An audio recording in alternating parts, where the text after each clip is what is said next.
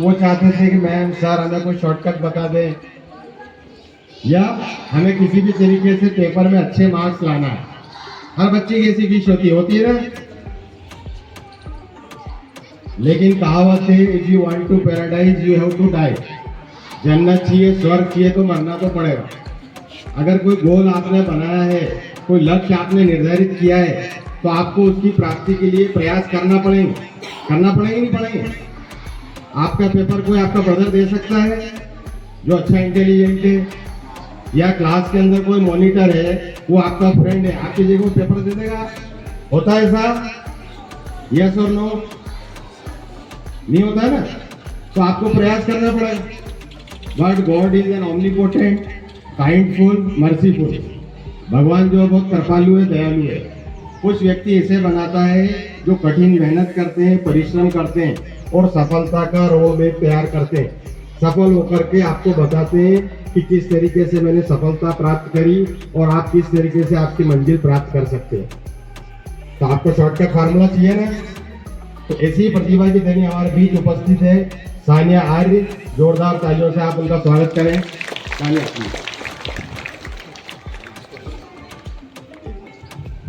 सबसे पहले तो ये बताएं कि आपको कैसा लगता है जब आप किसी पार्टी में जाते हैं या कोई गेस्ट आते हैं या एडमिशन लेने गए कॉलेज में, जब आपको कैसा महसूस हुआ? Sir, I feel so proud that you invite me here. Firstly, I want to thank you for this incredible welcome and chance to experience my share and whatever I have learned. So your question is what I feel when I go to admission or anything. I see it as a chance of greatness. मुझे ऐसा feel होता है like कि जिस तरह से मैंने मेहनत की है और मैं यहाँ तक पहुँची हूँ, मैं यहाँ पर आप सबको भी मोटिवेट करने के लिए आई हूँ।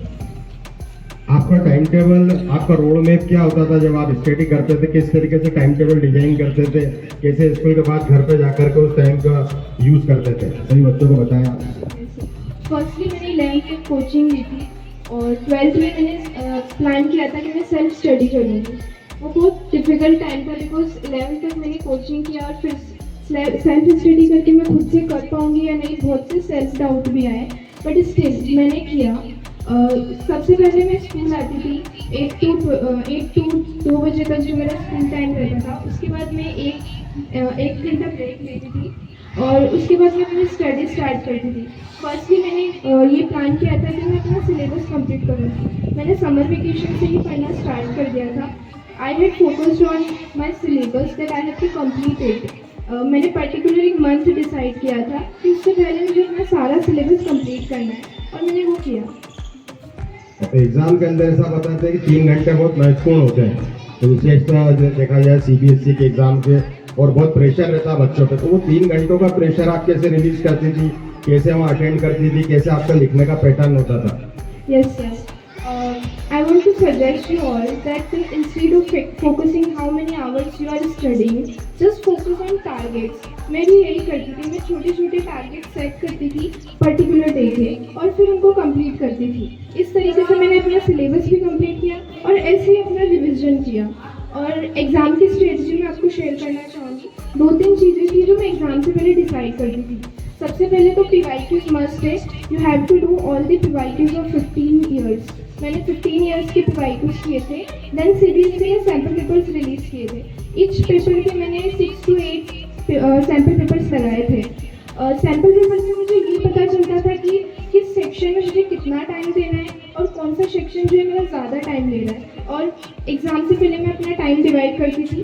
जैसे MCQ जो होते हैं उनके लिए ½ आवर और बाकी जो शॉर्ट क्वेश्चन हैं उनके लिए 1 आवर, बाकी रिमेनिंग आवर्स जो है वो मुझे लॉन्ग क्वेश्चन अटेंड करने के लिए देना है। तो एग्ज़ाम से पहले मैं ये डिसाइड कर लेती थी। और जब एग्ज़ाम का टाइम आता था, जब पेपर आता था, कभी भी पूरा पेपर ना पढ़े। आपने सुना होगा ये सभी, ऑलमोस्ट सभी ये एडवाइस देते, कभी भी पूरा पेपर नहीं करना चाहिए। बिकॉज अगर आपको कोई क्वेश्चन नहीं आता तो आपके माइंड में कोई क्वेश्चन चलता रहता है कि वो नहीं आता है, उसके पीछे आप बाकी क्वेश्चन जो वो भी भूल जाते हो।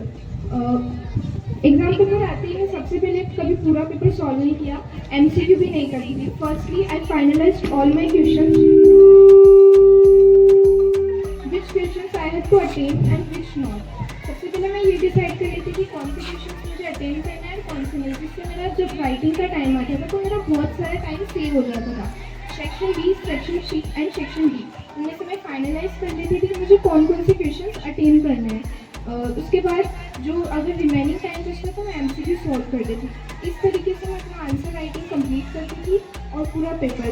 सबसे पहले आपको सैम्पल पेपर्स जो ज़रूर लगाना चाहिए, बिकॉज उससे आपको पता चलेगा कि आप कितने आवर में आप कंप्लीट कर पा रहे हैं। और सैम्पल पेपर लगाओ तो विद टाइमर साथ में चलना चाहिए और फिर आपको सैम्पल पेपर लगाना। और मैं अपने टाइम में ऐसे ही करती थी। और जो 10:30 to 1:30 हमारे एक पेपर का टाइमिंग होता है, मैं उसी टाइम में पेपर लगाती थी। Very well said. अब आप ये बताएं, जैसे पेपर देने के बाद घर आते थे आप, घर आने के बाद आप पेपर को मैच करते थे, आपका एक एजीओ में एक इमेजिनेशन होता था कि आज मैंने इतने क्वेश्चन अटेंड किए हैं, मुझे इतने मार्क्स आना चाहिए। वो मार्क्स और बोर्ड ने जो मार्क्स दिए, दे आर इक्वल या कोई ज़्यादा डिफरेंस था?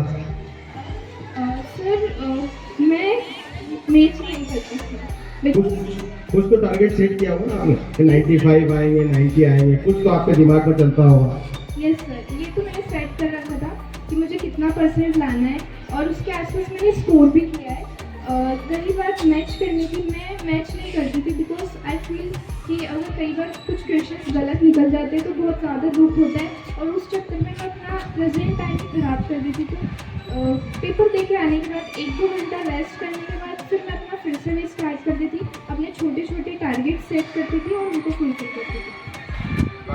टेंथ और स्टूडेंट हैं तो उनके लिए कोई message? First, do all PYQs 15 years and second is sample paper लगा के जाना है 10 to 15 जितना हो सके, जितने सैम्पल पेपर्स आप लोग कर सकते हो। those students who have humanities, please give time to answer writing. Answer writing will increase your marks definitely. मेरी सक्सेस का एक यही राज है कि मेरी आंसर राइटिंग बहुत अच्छी थी, मेरा कंटेंट बहुत अच्छा था, जिस वजह से मैंने बहुत अच्छे मार्क्स स्कोर किए। और भविष्य की बहुत बहुत शुभकामनाएं आपको। जोरदार तालियां एक बार स्टूडेंट के लिए। आपको सम्मानित करने के लिए मैं क्लास मॉनिटर पर क्लास टीचर को इन्वाइट वो स्टेज पर आए। Very well explained, Tanya. I would like to invite Principal Sir, Admin Sir and Rahul Agravar Sir to come on the stage and honor the students.